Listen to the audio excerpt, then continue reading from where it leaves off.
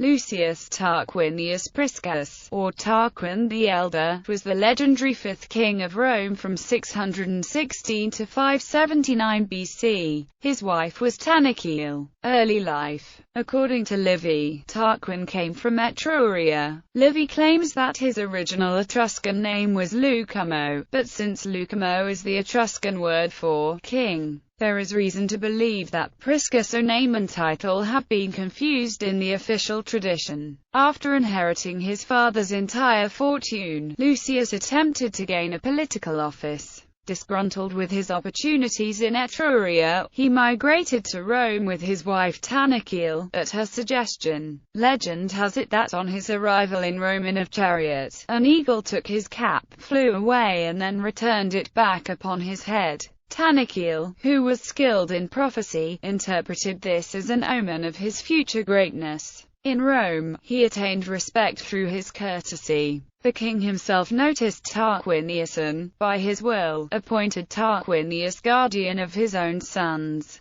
King of Rome. Although Ancus Marcius, the Roman king, was the grandson of Numa Pompilius, the second king of Rome, the principle of hereditary monarchy was not yet established at Rome. None of the first three kings had been succeeded by their sons, and each subsequent king had been acclaimed by the people. Upon the death of Marcius, Tarquin addressed the Comitia Curiata and convinced them that he should be elected king over Marcius' own natural sons, who were still only youths. In one tradition, the sons were away on a hunting expedition at the time of their father's death, and were thus unable to affect the assembly's choice. According to Livy, Tarquin increased the number of the Senate by adding 100 men from the leading minor families. Among these was the family of the Octavia, from whom first Emperor Augustus was descended. Tarquin's first war was waged against the Latins. Tarquinius took the Latin town of Appiale by storm and took great booty from there back to Rome. According to the Fasta Triumphaniales, this war must have occurred prior to 588 BC. His military ability was then tested by an attack from the Sabines, who received auxiliaries from 5 Etruscan cities. Tarquin doubled the numbers of equites to help the war effort.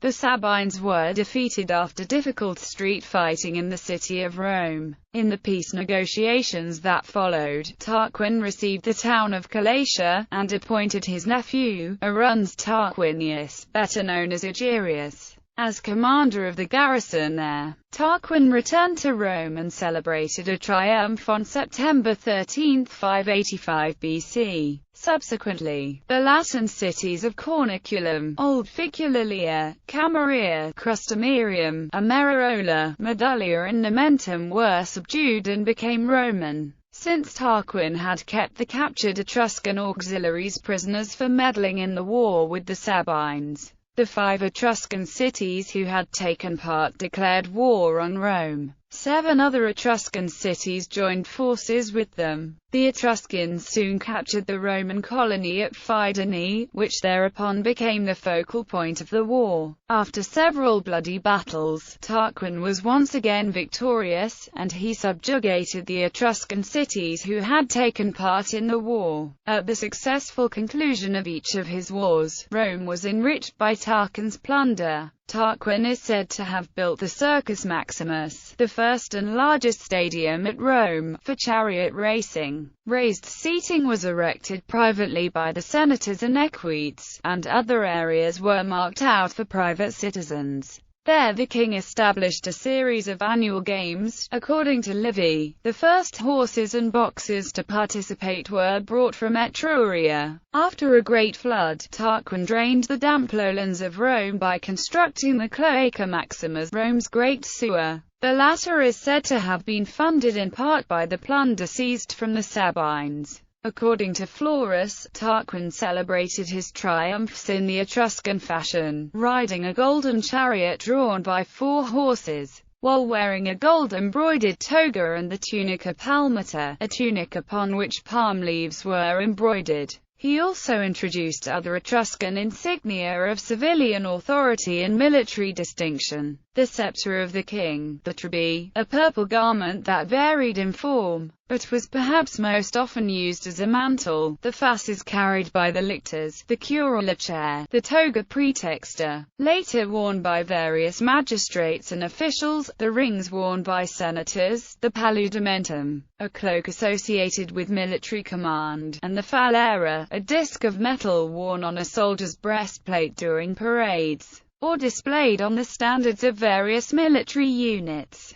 Strabo reports that Tarquin introduced Etruscan sacrificial and divinatory rites, as well as the tuba, a straight horn used chiefly for military purposes. Death and succession. Tarquin is said to have reigned for 38 years. According to legend, the sons of his predecessor, Ancus Marcius, believed that the throne should have been theirs. They arranged the king's assassination, disguised as a riot, during which Tarquin received a fatal blow to the head. However, the queen, Tanaquil, gave out that the king was merely wounded, and took advantage of the confusion to establish Servius Tullius as regent. When the death of Tarquin was confirmed, Tullius became king, in place of Marcius' sons, or those of Tarquin. Tullius, said to have been the son of Servius Tullius, a prince of Corniculum who had fallen in battle against Tarquin, was brought to the palace as a child with his mother, Ocaritia. According to legend, Tanaquil discovered his potential for greatness by means of various omens, and therefore preferred him to her own sons. He married Tarquinia, the king's daughter, thus providing a vital link between the families.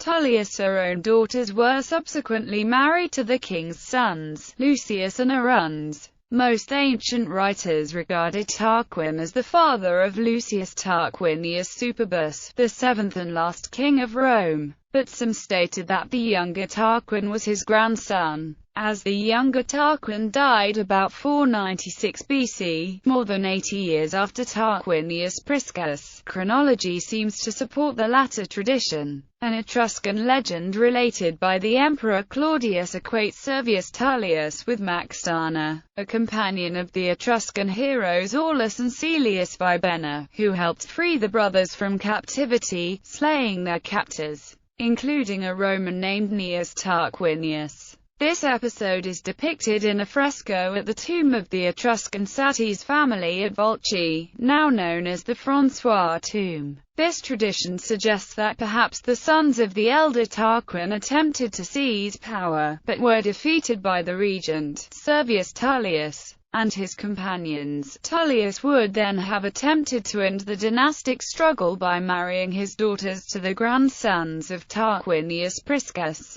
However, this plan ultimately failed, as Tullius was himself assassinated at the instigation of his son-in-law, who succeeded him.